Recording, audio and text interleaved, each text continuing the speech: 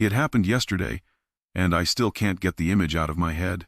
The old woman was sitting in her wheelchair, her thin arms clutching a blanket that wasn't doing much against the downpour.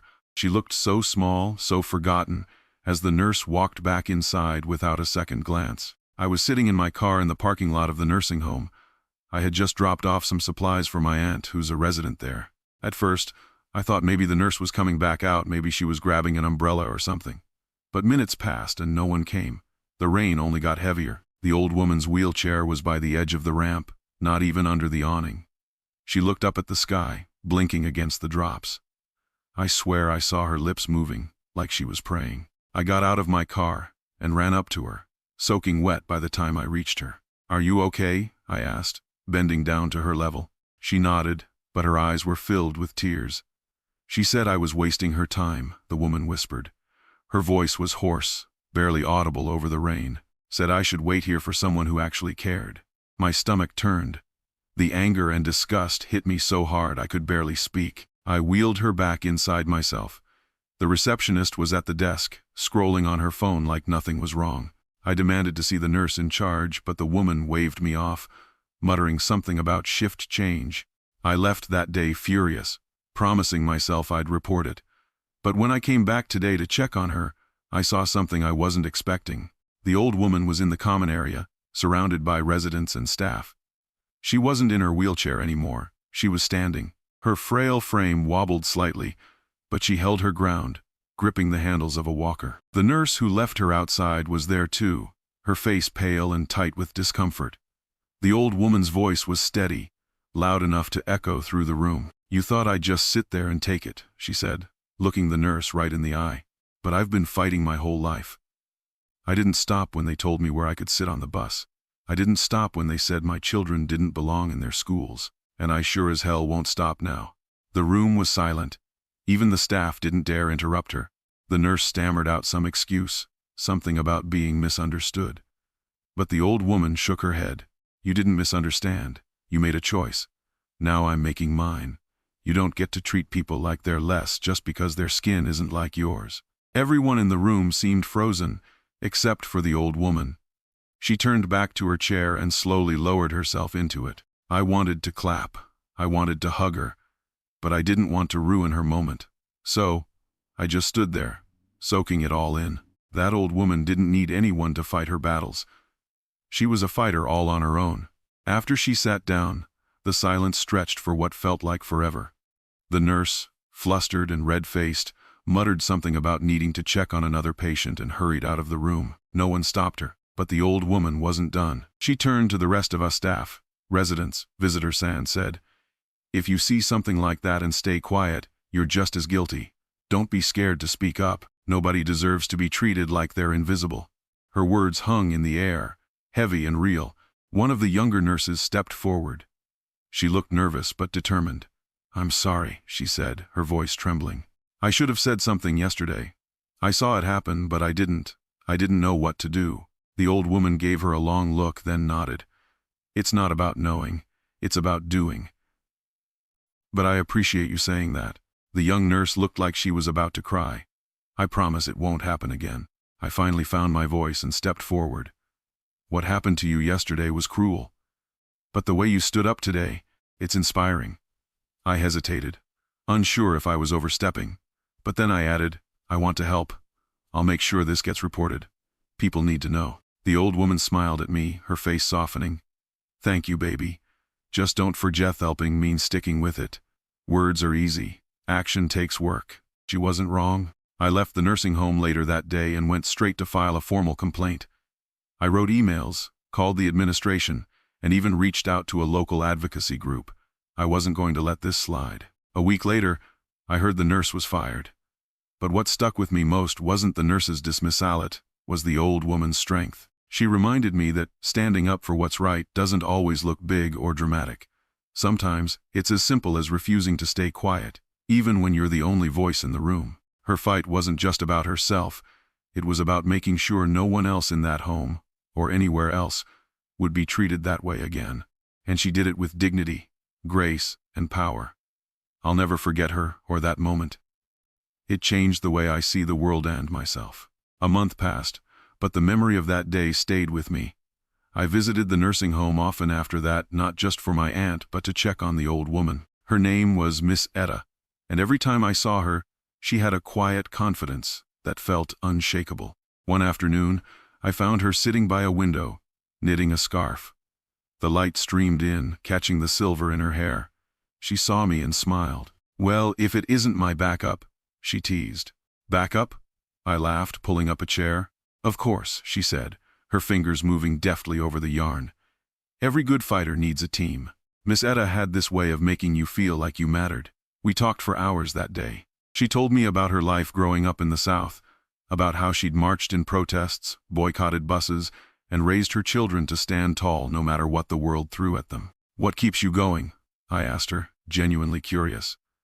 "After everything you've been through, how do you not give up?" She stopped knitting and looked at me, her eyes sharp and full of wisdom. "Because giving up means they win," she said. "And I've seen too much, fought too hard, to let that happen. You don't let people dim your light, no matter how much they try." I thought about that every day after. Miss Etta's courage spread through the nursing home. Staff started paying more attention to how they treated the residents.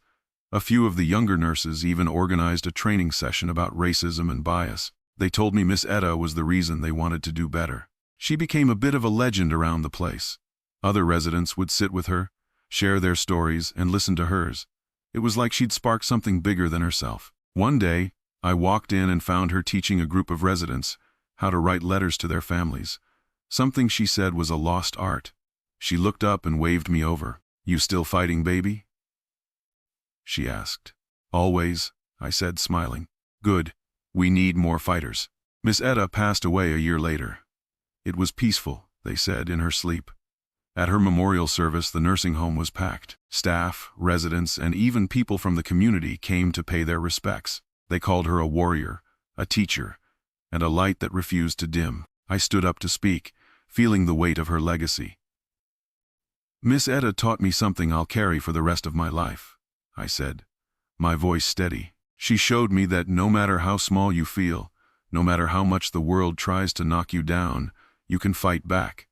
And when you do, you light the way for others." Her story didn't end with her. It lived on in every person she touched, every change she inspired. After Miss Etta's memorial, I couldn't shake the feeling that I owed her more than just words.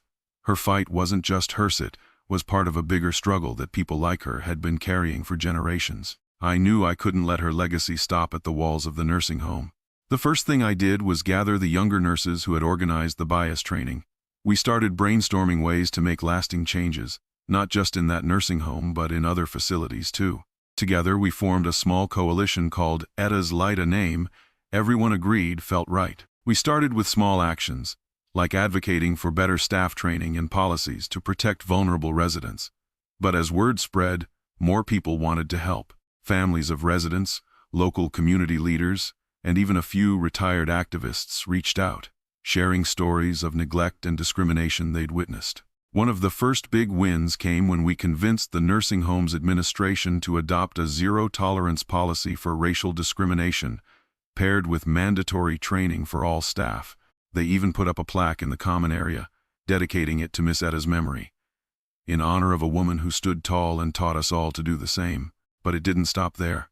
We took our efforts to the local government, pushing for more oversight of nursing homes in underserved communities.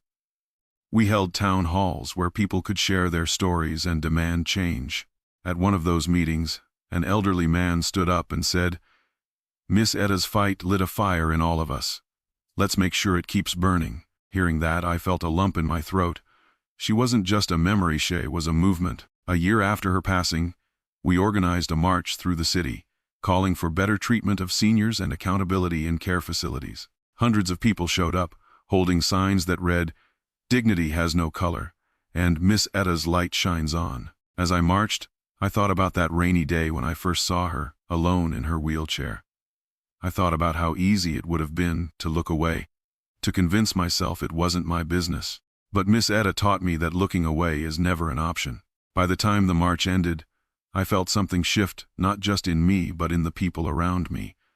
Her fight had become our fight, and it wasn't over. Every time I step into that nursing home and see her plaque, I remember her words, You don't let people dim your light. Miss Etta's light didn't just survive, it spread, and as long as I'm here, I'll make sure it keeps shining. As time went on, Etta's light grew beyond what any of us expected.